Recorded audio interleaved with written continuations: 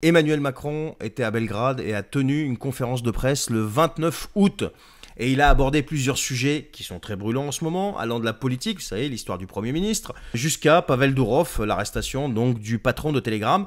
Mais d'abord, on va parler de la situation politique en France. Et là, tout le monde voulait savoir où en était la nomination du nouveau Premier ministre. Et là, Macron a joué la carte du suspense comme il sait faire. Il est excellent dans le domaine.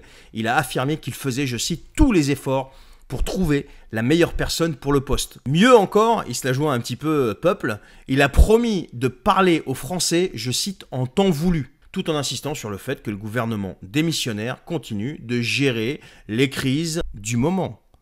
Les crises du moment, il n'a pas dit qu'il expédiait les affaires courantes, c'est les crises du moment.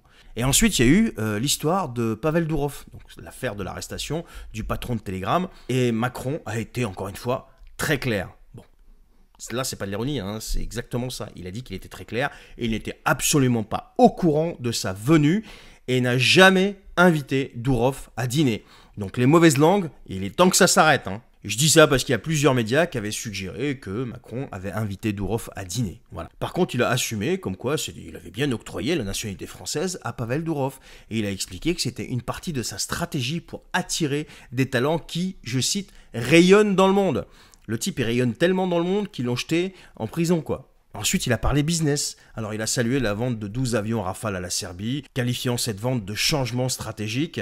Et il a souligné le courage de la Serbie qui, malgré les liens avec la Russie et les pressions internationales, choisit de se rapprocher de l'Europe. Par contre, oui, il n'a pas parlé de la rumeur des 17 milliards d'avions Rafale, donc les 80 avions que les Émirats arabes ont mis en suspens. Ça, il n'a pas abordé.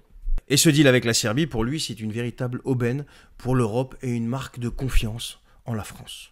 Donc voici l'essentiel de l'intervention d'Emmanuel Macron en Serbie, qui a jonglé entre politique intérieure, diplomatie internationale, tout en essayant de rassurer sur sa capacité à gérer les affaires en cours, que ce soit en France ou à l'étranger.